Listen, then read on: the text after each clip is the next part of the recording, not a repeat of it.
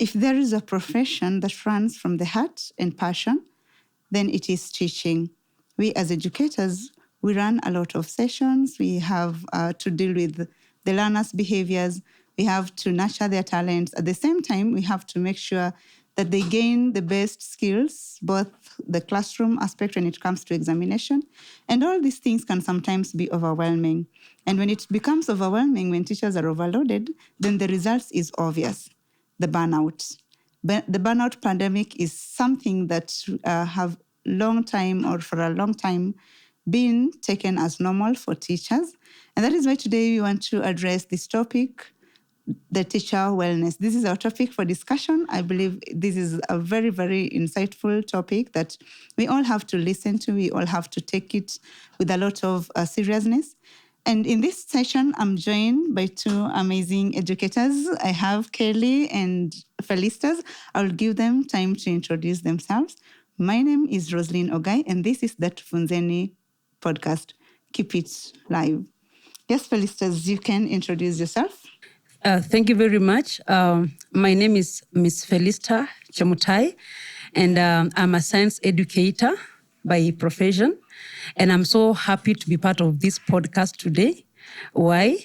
Because teacher wellness is a very, very important topic that must be tackled, especially at this hour, because being a teacher means you must be a holistic person. So teaching basically is a holistic profession.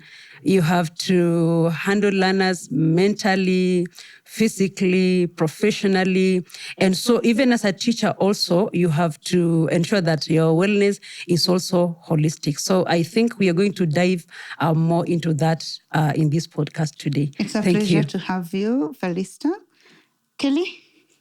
Oh, hi, everyone. My name is Miss Kelly. I teach at Makini School Runda in the earlier section. So I'm glad to be here. Thanks for hosting me. Yes, I'll let you dive straight into it. Thank you. Thank you so much, ladies, for making it to Tufunzeni. As we've said, we are talking about teachers' wellness, and we just want to, first of all, have a broader look at what teacher wellness is exactly.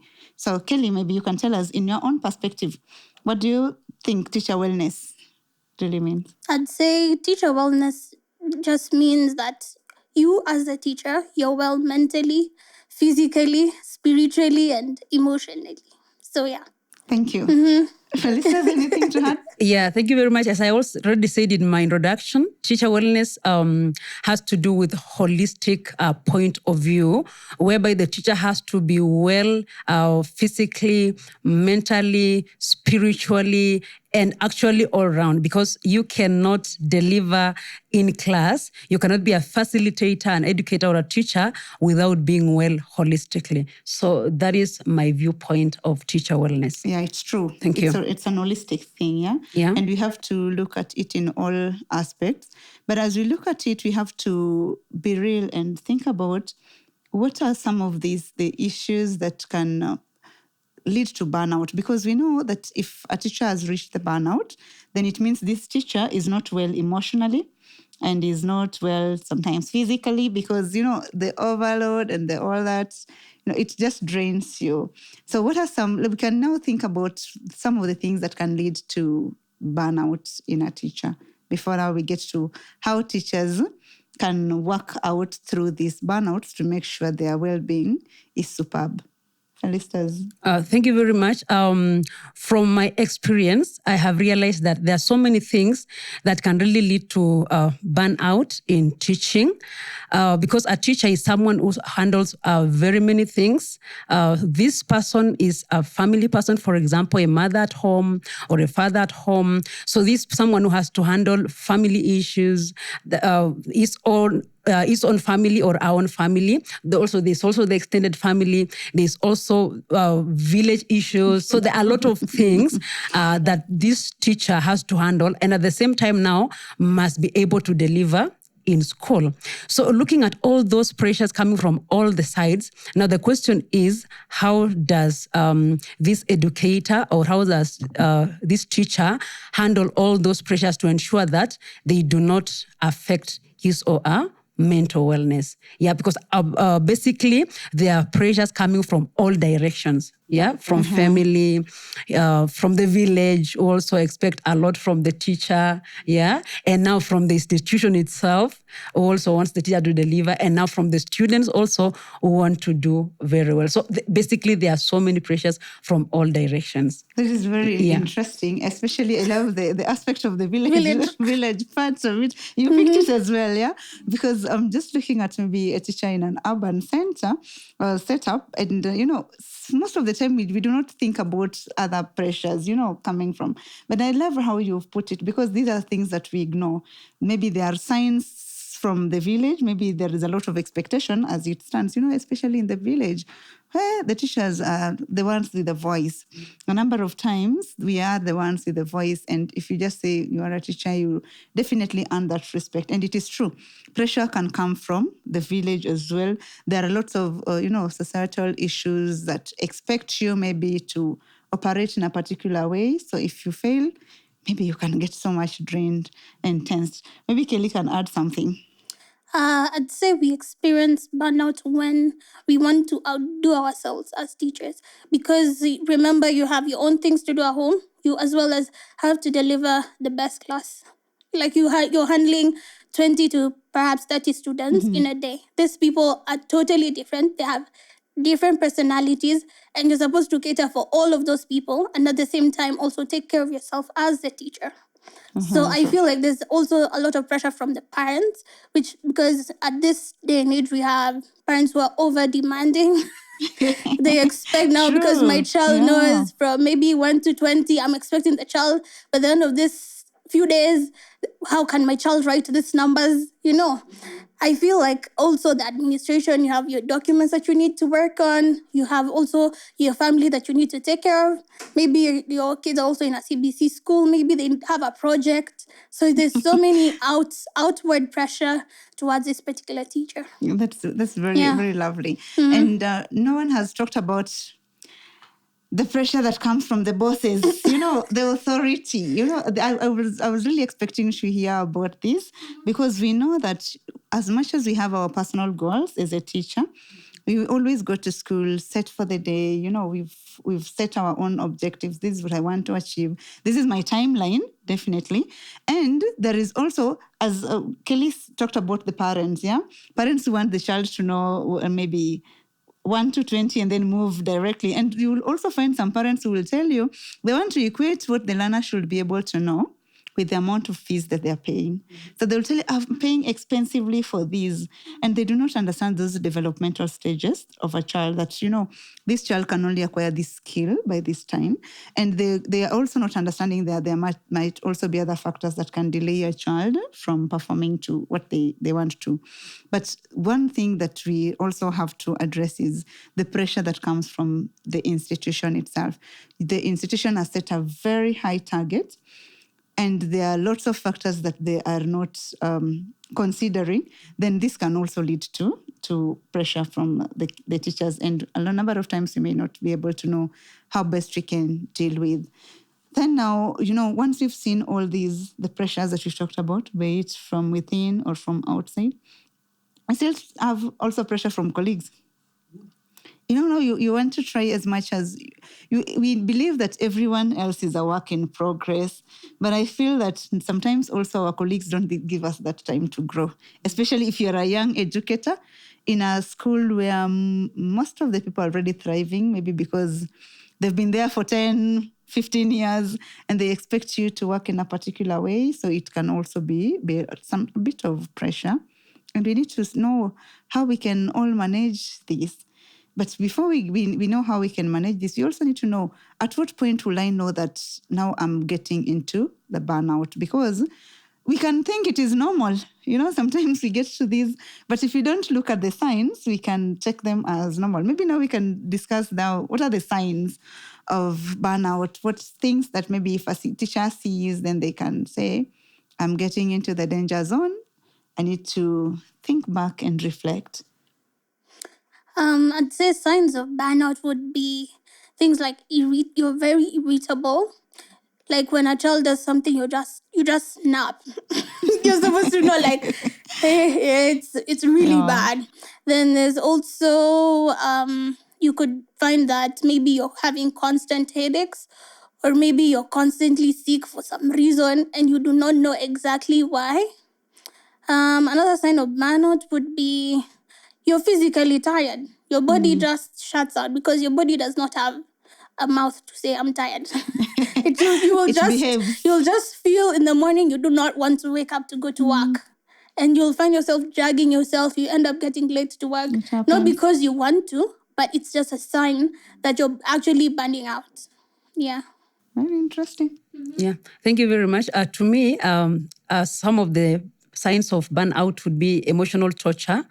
Yeah, for example, you just feel emotionally tortured, you have stress, and that will be easily visible on how you respond to issues. Like you are tired, you don't even want to, you just want to teach and go home. You no longer care. Yeah, because all you want to do is just teach, go home, get your salary. Why? You're already tired. There's so much on your plate that you have to handle, but you are not able to handle because of the burnout. And you see, the moment we remove care from the teaching equation, I think we are no longer becoming teachers, And this is something that, remember from my introduction, I talked about, teaching is from its passion. And when you're passionate about something, then you need care is very, very important. So as Felister has said, we cannot remove it. So when we reach a point where you feel like you do not care, then it becomes a little bit very dangerous. Actually, not even a little. It's very, very, very dangerous. And just to add on the emotional aspect of it, emotional torture, at what point do we call this emotional torture? Think about maybe students' behaviors. They can always, there's some students that from their behavior, maybe a teacher has just been abused. Our bosses, I wish they knew the much that we take in the classroom. A teacher has been abused. Then you weigh, how do I handle this? And then you still face the learner. And then you're not even given that proper support because we know punishment is not there in the way of correcting learners today. But there are better ways that we can also model good behaviors or reinforce good behaviors. But this can always bring to emotional torture because a teacher is drained emotionally and may not be able to, or maybe not be in a capacity to deliver best. But I still believe that amidst all these problems and these things, we can still create the best environment that we want for us to thrive as educators. And those are now the things that, we need to look out to, because the positivity, if we keep dwelling on the negative sides, then we may not be able to grow as we want, because every environment, you move from that school, Felister, you're still going to, it might be from moving from frying pan to the fire itself. So we have just to make the system work. We know that system failures have added into the problems that teachers are facing. There are no clear policies actually in schools that addresses teachers' wellness. So it also as teachers, as educators, to think of what are the better ways that maybe we can help, or what are better ways that we can start so that we keep our wellness known and valued in our setups. Yeah, well, for me, I would say teaching is like a vicious circle. When I was in high school, I learned in business about the vicious circle. So even if I was to move from one station to the other, I will still find the same challenges. So the question is, what do I do then?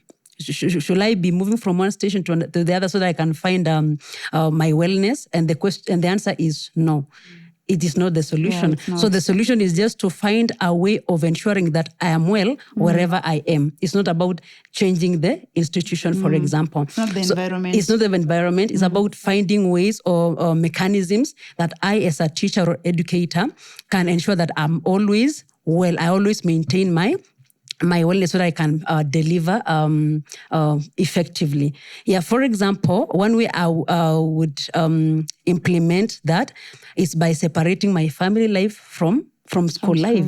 Yeah. Because the moment I come with my family to school, that will actually bring a lot of issues. So when I go to school, I should leave my family issues at home and I just deal with school issues in school. Yeah, because the moment I mix the two, now the burnout will be even more bad. Yeah. And it may not even be handled. Another thing also is to set boundaries also within the institution. I should know my red lines, where I should touch and where I should not touch, right? Yeah, even as much as I'm supposed to socialize with my colleagues or my students, there are red lines that I should never cross. There are boundaries that I should set. Yeah, I should never share much about myself. Yeah, because the moment I do that, for example, I expose myself. And when I expose myself to other teachers, other colleagues, other students, too much exposure will, in the end, lead to mental torture, for example, which will have affected my wellness. So the goal is to set clear boundaries. Yeah, between all those pressures I've talked about, for example, the pressure coming from my own family, the expectation from the village and so forth, even from town, from the institution, there must be clear boundaries for me as an educator, for me to be able to deliver effectively. Yeah. There is something that I'm coming to on the boundaries. Let me hear from Kelly if I get to that. I definitely agree with her. Remind me, I don't forget it. Setting boundaries. But I feel as much as you're setting boundaries, this is something I've actually experienced this year, teacher wellness. So I've set boundaries where after work, I'm not picking work calls. You get? Like you're actually doing what you're saying you're going to do. So if it's after work and you call me and it's about work, I'll say if it's so urgent, just text. Because I will see your text and I'll respond to it and see whether the urgency to it. Then secondly, also parents, they also need to know your limit. Because parents will even call you about a water bottle. You're like, that can wait for tomorrow. Like that's something so small that I can actually wait. So I feel like as much, we usually say we need to set boundaries, but are we really doing what we're saying? So another thing that can help us as teachers for our wellness is definitely taking time off of your after work. Make sure you have your own time, your me time. I know there's mothers, there's fathers and everything. Your kids want to hang around you, maybe do homework or whatever, but make sure at least you have like a 15-minute break to either journal or just sit and relax. Because you're only one person, you can't do everything. Yeah. So you have to also give yourself the grace. On boundaries, I said I'm still coming to it, and you've also mentioned it. So I think you've kind of responded to something that I was also looking forward to, like how do we set these boundaries? And now that you've said you do not receive calls when it's off duty, and you've always communicated this to your, I believe, the people you operate with or that operate under you, that if it is something, you can drop a message. Then from the text, you can see, is it working on your end? And how was it? How was the reception from your team when you told them this? Because I'm imagining now, this is my boss calling, and I have to say, I'm not, the decision, of course, lies with me. I'm the one to decide when I'm going to pick or not, and I can always give an excuse later. But is it something that can easily work? Or now that you've worked with it, you can tell us more? Yes, I think it can easily work. That's number one, because I have a very nice colleague. She's my co-teacher.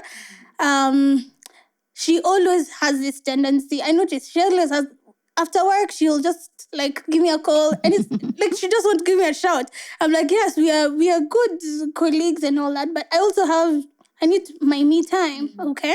So if she calls, I just check the phone. She rings. Nakaka, she rings again the second time. Then I'm like, please text. You don't know where I am. You don't know if I'm in a meeting. As a teacher, you're not only limited to just going home. Yes. You can even have errands in between and things like that. And maybe that's why I'm not speaking your call. Okay. So could you imagine the baby, the reason she's calling you? Oh, could you send me the photos we took up for the kids? I'm like, because actually that's something that would have waited.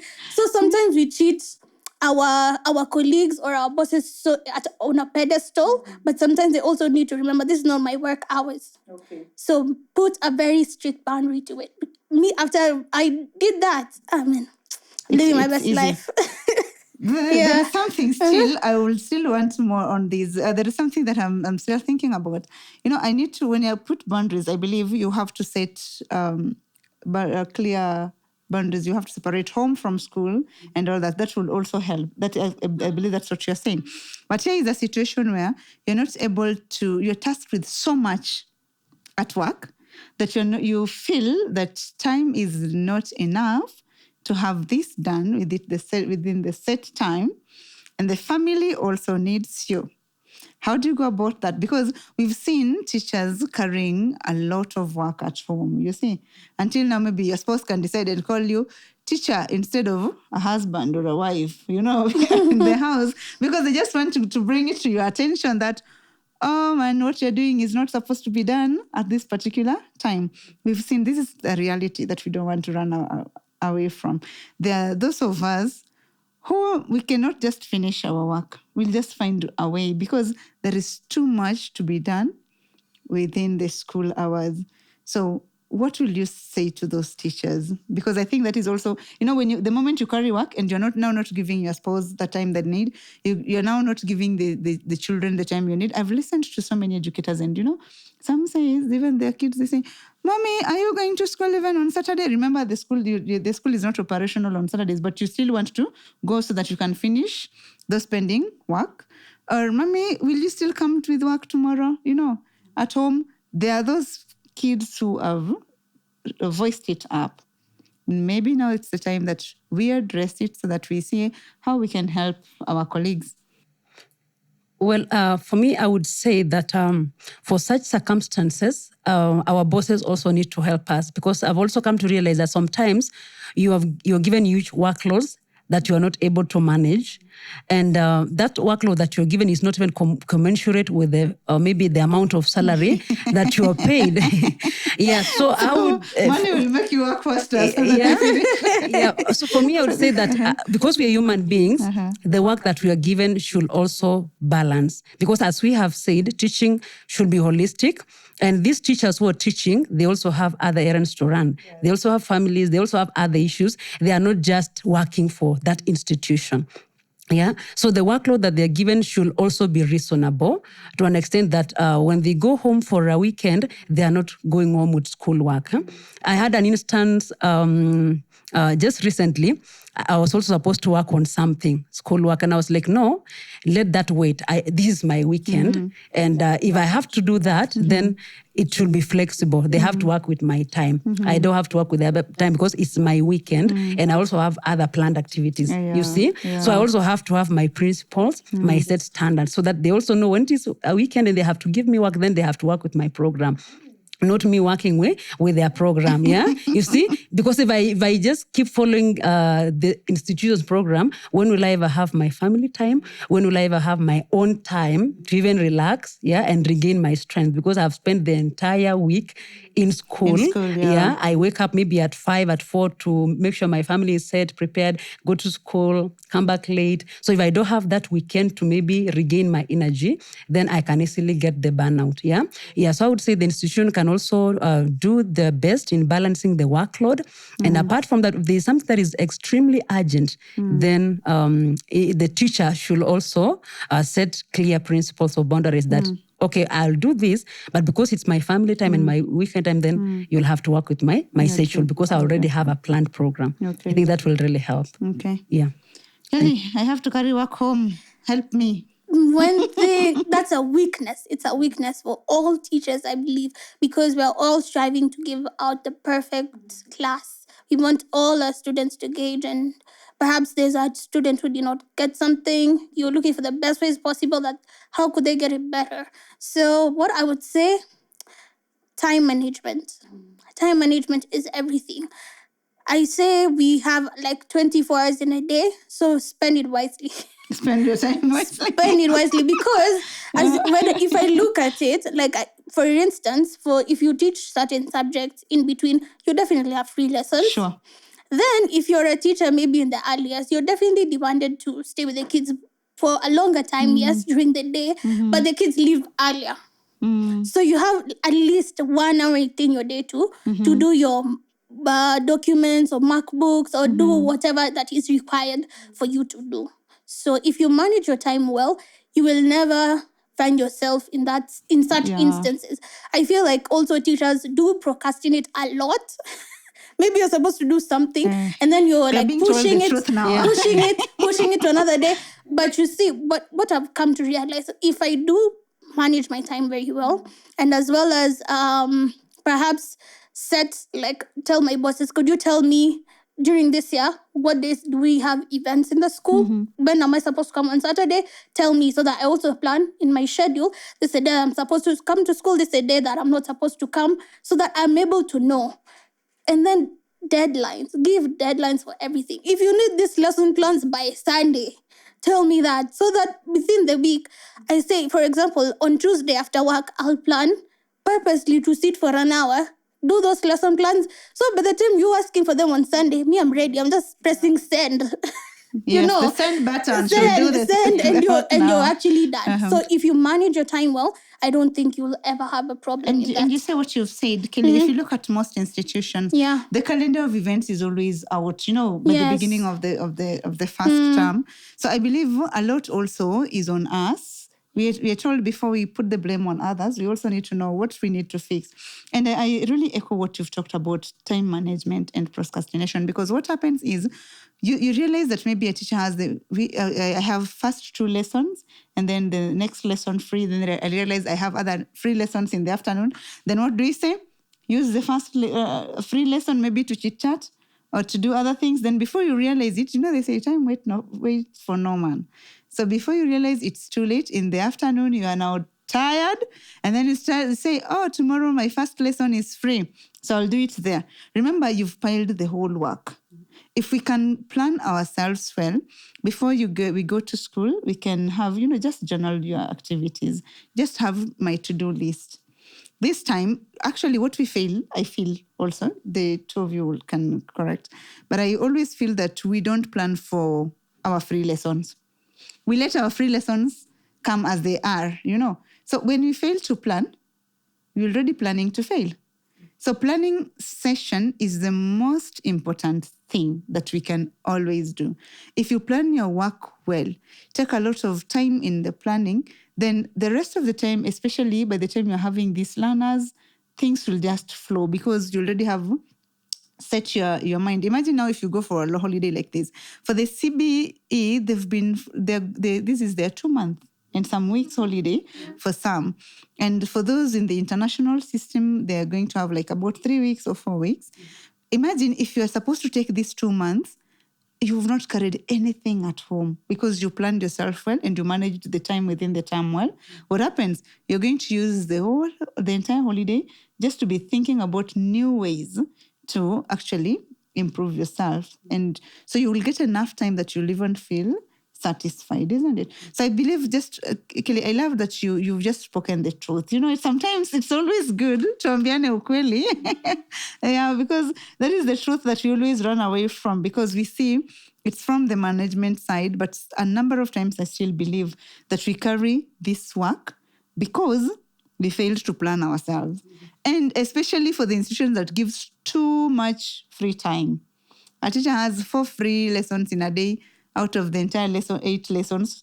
That way it's half. Half time you are working, half time you are off. What do we do with our offs or with our free time? That is a question that we need to answer and to think about. And I really loved how you've brought it up. But again, management can help us, as Felister said, that management can help us. One of the ways management can help us is by reducing the workload and all that. Apart from reducing the workload, maybe we get assistants. I think that will be one way to reduce workloads, isn't it? What other measures can management help us with, apart from helping us to reduce the workload by maybe employing more people?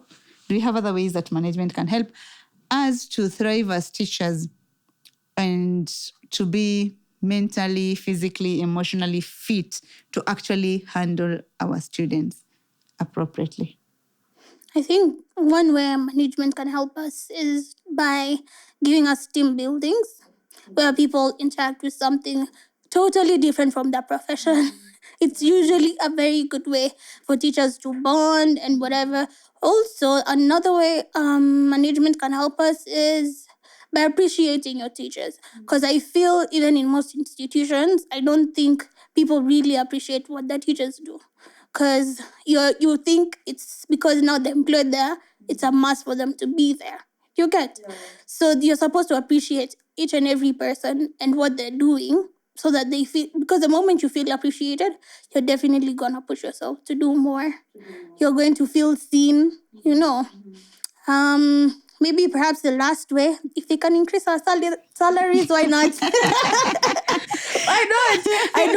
I don't think you can ever pay a teacher enough. Yeah. But I believe even tokens of appreciation by the end of the year, if you give me a voucher for shopping, don't think I'm gonna let it slide. I'm actually gonna go for that shopping and I'm gonna be very happy. Wow. Yeah. Felisters. Yeah, thank you very much. I think she has elaborated very well. But I will also say that one way in which the management can help us is by conducting regular trainings on mental wellness. Because as a teacher, I've been studying the trend of young professionals in our nation. Sometimes you wonder why a young teacher will just commit suicide. They have just graduated and they have just been employed, and before they can even enjoy their salary, they are committing suicide. Then you wonder what could be the problem. In fact, it is one of my topics of interest. I was actually planning to do a research on why young professionals are committing suicide. What could be the problem? So the problem could be they're under pressure and their wellness is not okay at all. So if the management can help us by doing regular trainings on mental wellness and how to manage that mental health, physical health, and that holistic health in general, I think it can really help. Because some teachers are struggling because maybe they never expected that teaching could be such a profession with a lot of work, with a lot of pressure, you see. Sometimes we think that teaching is maybe easier, but the moment teachers learn into this profession, they find that it has a lot of work. And if they don't know how to manage themselves, they can now learn into that trouble where their wellness is not really okay. So if the management can conduct those regular sessions or seminars on mental wellness, it can really help a lot, because now teachers will learn how they are able to balance all the pressures so that they can be able to deliver effectively, or well. You've touched on something that is very, very, sensitive and, it drains emotion, because these are the realities that we see every day. We can't run away from them. And the news, we see young people committing suicide, and you ask yourself why. Yeah, so the why, I think even the government and everyone else involved, including the parents, parents are not safe in these, because a lot of these pressures that teachers undergo, in some institutions, it's not even the bosses, it's not even your colleagues. So in some institutions, it's about the parents. Just a small thing, they make it a big issue. And I think even parents, we really request that you need to understand how you address teachers, address them as professionals. No one is perfect. But if you can also give support, when you see a teacher is doing well with your kid, please just give a thumb up. Just that affirmation that what this teacher is doing, takes them a long way. And everyone wants to feel good about themselves. Everyone wants to hear something positive about themselves. So if you just tell somebody something positive, instead of us reaching out to the school only when there is a problem, then it becomes wrong. Because I think this is also a trend I've noticed. Most parents, they reach out to the administration only when something has gone amiss. But when so many things are right, we don't come. So I think we can help that way to manage a lot of pressures as parents also, because school, we cannot have a school where we have teachers and students alone, minus the parents. Parents play a big role also in this. Now, to add to all the points that you've said, I also feel like we as educators should also be given a forum just to be ourselves in schools. Maybe Friday afternoon just for teachers. Sometimes when we have these discussions, you'll realize that the behavior that you're struggling with in class is actually even not a problem. It's something that Kelly works it out, so easily. And the class that maybe I might be struggling with, or the student, is actually her favorite. It happens that way. We only need to learn the tips. But if also the timetable is so packed, because as much as we're talking about teachers having free lessons, there are also other schools that the free lesson is actually not there. Maybe if it is there, it's 1 or just 2. So again, we don't get enough time to have just ourselves, just talking, just sharing, just teaching each other, hearing from each other. It's something that we can think about in our schools. Off days for teachers, And I used to work in a school where every Friday, 3 or 4 teachers would go on and off. Because, and I loved it. Because, teachers also have issues to attend to that deals with the government. And which government office opens on a Saturday or Sunday? No government office. So what happens? I have something that is so crucial. I know in the school where I'm working at, for example, just getting an hour off is a problem. You just know how just filling this off sheet it's so hectic. It's enough to make you sick and to get those headaches. So if we can consider that, maybe we give off days for teachers, understanding that dealing with a child is not as other professions. That is what makes the teaching unique, because this child, you have to be there for them and they have to see you.